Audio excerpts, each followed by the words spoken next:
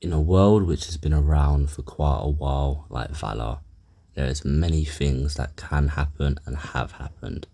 And that's why today, for the 6 month special, I'm going over the top 25 players in Valor ESE history. Luca X isn't one that is remembered, but I remember him purely from his unnerviness, hence the name. He was a small nation, but every time he would get warred on, he would stand his ground and not flinch. Even when France, one of the biggest nations, tried to war him, he stood his ground. And that's why I'm putting him in 25th place. I'm a Seal is a new player, and that's why it's surprising I'm putting them on this list. They have been here since the start of season 3, and even though they are a very small nation, very, very small, probably one of the smallest, they have one of, if not the largest player base, and this is all run by I'm a Seal. It is very impressive, and that's why I'm giving I'm a Seal 24th place. The streets will forever remember Mars. Mars was the one that built the original Big Ben, the sample of what basically all of the British history is based around. That's why he is getting the 23rd spot. He didn't do much except from the Big Ben, but the Big Ben is far more than enough. Paid Buffalo has not done anything significant, but the reason I'm putting him here is his pure devotion to trying to kill me. And I'm someone who's in creative 99% of the time, but his devotion every time he sees me, just trying to hit me, is pinnacle. It can't be beaten. And this is just a man that is in a tiny little North America country. Someone everyone knows is Builder. Builder is in a tiny little Madagascar country. In the past, he has done nothing significant. Just the main thing is surrendering to Mill at the first sign of war. But he does deserve the 21st spot, as this season he has really stepped up and he is just aura personified. Just making top 20 is Failure. Failure was one of the head people in the British reign of season 1. He was their anarchist, their bomber, their destruction major. He was a very pinnacle and important role in the British Empire and was one of the reasons that they were so well off. TD isn't known for his player contributions. He was one of the richest in season 2 and he owned a pretty big nation in season 2 as well, the British Union. But apart from that, he was pretty undercover, most notorious for being TXE's right hand man. Zoro in season 1 was unmatched. He's the reason gold farms are such a big thing in Valor ESE. He's the one that started the whole trend of making obscure gold farms, and the server has him to thank for how broken the economy is. Godjoined has always been a known but not really known player at the same time. He has always been there but in the background, known by all the people he is surrounded by. In season 1 he owned a little tiny nation. Season 2 he made the best builds on the server. His builds could take up entire nations. If I had screenshots I would be so happy. His bases and his builds were phenomenal. Chronic has always been a background character to like the main character type of shit. He was always a kind of sheep in basically every season. Season 1 he was Russia and he was undermined by the French. Season 2 he was a vassal, and season 3 he's also a vassal, but he just got his independence recently. But he's not on this list for his poor nation management skill. He is on this for his people skills. He had always had one of the most active teams in all of the seasons. He was very good at maintaining people, and that's why he's one of the best players on Valor ESE. In season 1, pay to win was a thing, which was very bad, and that's how Universal thrived. He owned a pretty decently sized nation, and it was the only one that could probably hold off the British for at least a little bit in its prime. Chaos, Valor's now head admin, in his prime as a player, was one of the greatest. He owned the only nation ever in Season 1 to have more land than Britain, and he was very weak. There was only like 3 people in his nation, but his powerful alliance with Britain kept him on top until his untimely demise. Google Kid, before Season 3, he was unknown. He didn't join the server until Season 3 was about to come out, and he shocked everyone. He's the highest ranked new gen, just purely how amazingly he took control of Season 3, becoming one of the richest and most powerful. Many know the tale of the Mongolians. I cannot put one person in this place as it was a collective. The Mongolians joined the server and took out like 3 bases from some of the most powerful nations in less than like 12 hours. They were on record timing. Sadly, Destroyer took them out and took them off the server. Quacky was one of the people who got big in the test season of 1.5. He helped Clutch take over the server and helped him with supply of totems and money.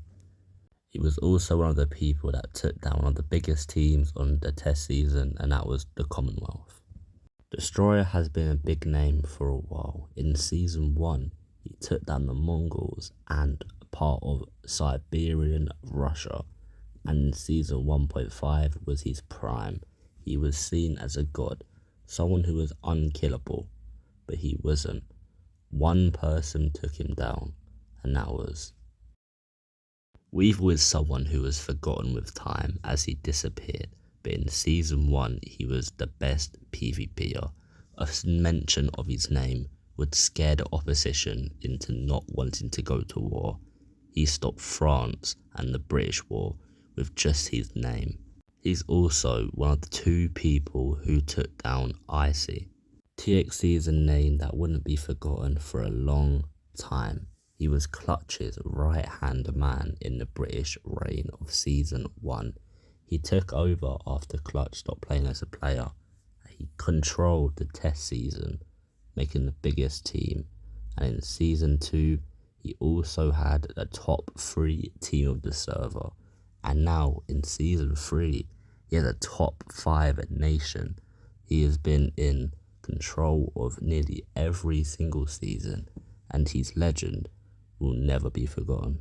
Aura is one of the few people left who was a leader in Season 0, the beta testing season. She was rivals with Britain in Season 1, having a firm grip and managing to stay on through the British rule.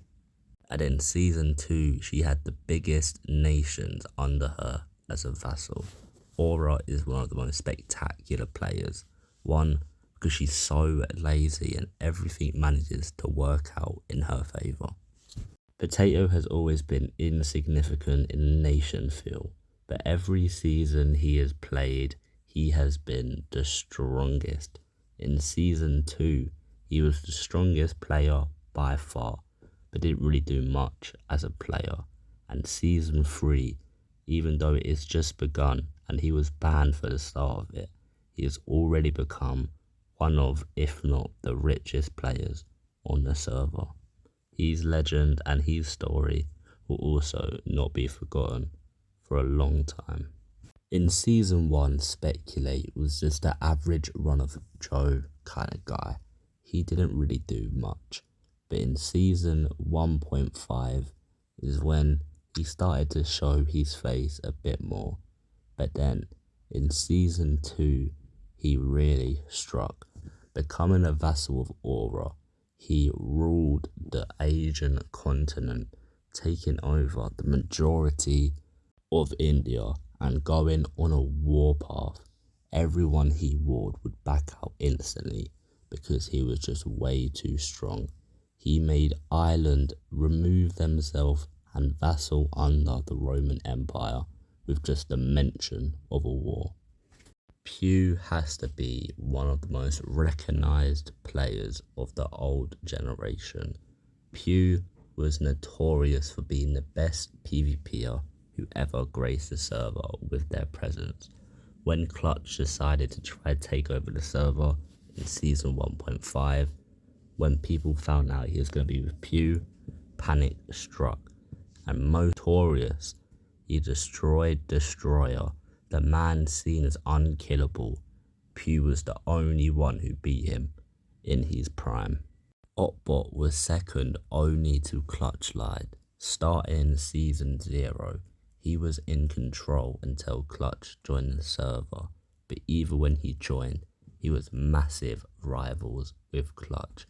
In Season 1, he had to join under Clutch, but in Season 2, he really popped off, getting a few vassals, but his prime came in Season 3, becoming the first superpower and right now the only superpower in Season 3, being the second largest after Germany and being a powerful force on the server. He also made the UN the only organization ever to be able to maintain peace and bring all the nations together. Icy is definitely one of the most famous people on the server, not purely just from Axe, as I think Otbot beats him there, but just for his legend. When he was banned for auto-clicking in Season 1, because he was known for using ults, everyone thought he was going to return, and his legend lived on. Everyone was speaking about him up until the day he was unbanned. In Season 3, he's also made the largest empire on the server. Icy is also known to be a very good PvPer, so he was a force to be reckoned with. Now I think it's the unanimous decision on who everyone is going to put as number one, and I'm pretty sure it's obvious, is Clutchlight. Clutchlight joined the server in Season 0, where he joined with an army of 60 people on the first day, well overtaking the Romans, controlling Season 0 and being rivals with Romans. Then in Season 1, he made the largest empire on the server, ruling with an iron fist, wiping out anyone who got in his way, becoming an absolute tyrant, hence the name. Then in Season 1, for a video, he decided to come back. In only 2 days, along with him, Pew Pew and Quacky, he took down the largest team, the Commonwealth, in only 2 days, and without any PvP needed.